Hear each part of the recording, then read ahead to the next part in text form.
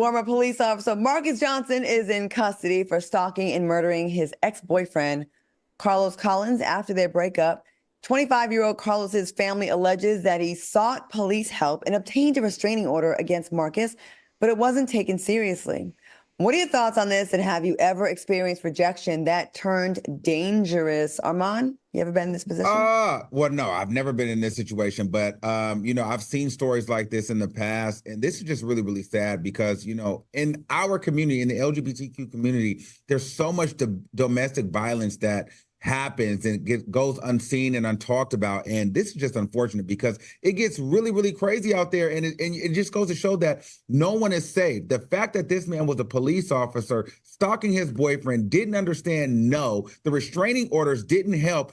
And he ended up in cold blood. Mind you, the whole thing was too, he had already kind of been letting everyone know that he was going to do it by his posts that he would post in his stories. Like, you could kind of already tell that he was a little off kilter in the first place, but no one really paid attention to it. And I just think a lot of times when you have two men together, a lot of people feel like, y'all can just fight it out as men. Y'all will figure it out. And they don't realize that it's just as dangerous being in a domestic relationship, domestic violence relationship, as it is being in a straight one, for gay people. So I just think we need to pay more attention and really open up the conversation, because I know a lot of times in my family, sometimes we know you're gay, but we just won't talk about it. We know you got a boyfriend, but just don't talk about it. But maybe, just maybe, I need to be able to talk to you about my love life so you know if I'm safe or in danger.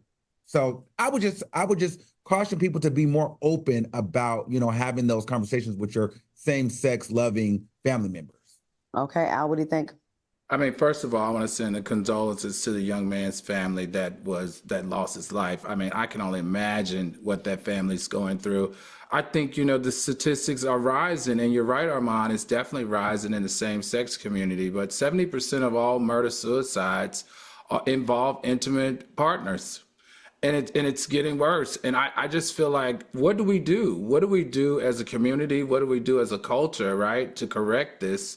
Because it's not going down, it's going up. And especially after COVID, everyone is just so when it comes to conflict resolution, their resolve is to kill people, to chop them up. We talk about it on this show, and I just feel like we got to do better. We just got to do better. I don't know what the answer is, but I know that we can't keep going in the pace that we're going right now.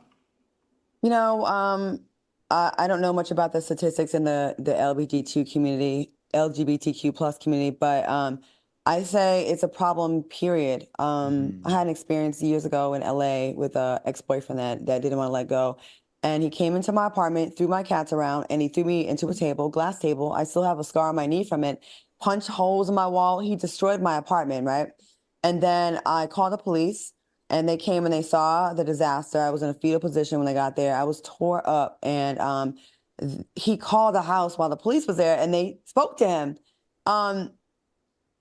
No detective ever checked up on me. And when I followed up with them, I said, why did anyone not take this seriously? And they said that, well, you're dark, so your bruises weren't that severe to us. And they also were like, wink, wink, really, they almost have to kill you for it to be really taken seriously. So you can get a restraining order and there's a record of it. But they want to see, it's not sexy enough, I guess, or not interesting enough. It's not a big enough deal for them when you just say someone's stalking me, someone's harassing. What state were you California. In? It was California, wow. And it was after the OJ thing. And I'm like, you would think after that trial of a century that you would be taking these things seriously when people are crying out for help. And they saw all the damage and they said my bruises weren't dark enough because my skin was brown. And I said, well, the way bruises work, they get even worse the next day. And I just wondered how many other people that had kids that were in far worse positions than I was in felt really helpless, that they're crying out for help and they don't take them seriously. They really are not moved unless it's broken bones, blood everywhere, death. And it's usually when it's too late now that you want to activate. And that's what this young man has, made it a point to say, I need help. And nothing gets done. They need to work on these laws. Paige said, threw Shelly around. Oh, no, it wasn't Shelly, it was some older cats. Carolyn Jones said, Claudia, did you press charges? I tried to press charges. He went and said that I attacked him and lied. And then they sent us to mediation. It was my word against his. It made it so hard. And he was also intimidating me. Is it somebody that we might know? No, he was a struggling actor. It was back in 1998. It was a long time ago. He was a good looking guy, but I found out he was on steroids and he had this rage thing about him. And he was very jealous. And after I broke up with him, Jesus Girl Behavior said mental health, especially with certain demographics, is just lacking. People are losing their minds. And I do think that's sad to not take it seriously if it's just between two men. Like, why would you think that one man can't murder another man or seriously harm? But let me ask this. On the flip side, though, do you feel as though like maybe the justice system has got to a point where they're like, we get so many of these calls and there's obviously been abuse, but then you either have, the man in the same sex relationship or you have the woman saying, nothing happened. We're fine. And it's just a fake call, because maybe the neighbor called, and the police knock on the door. And, too many times people will be like, well, I'm not going to snitch. So I don't want nothing to happen. So we'll just lie. So these things are not being taken as serious anymore because how many people, we know they lie when the police get to the door. It wasn't that bad. It wasn't that serious. You could have a whole black eye and you'll lie to the police. Yeah, but you know what? That's also a symptom. That's also the behavior of the abuse, right? To cover for your abuser.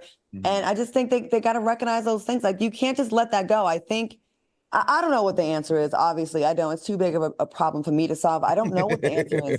I never went back, but there's people that do. There's people that are more desperate. There's people that need that person financially or whatever, and they don't really have the means to get away. And then they may end up dead like this person. It's awful. Okay.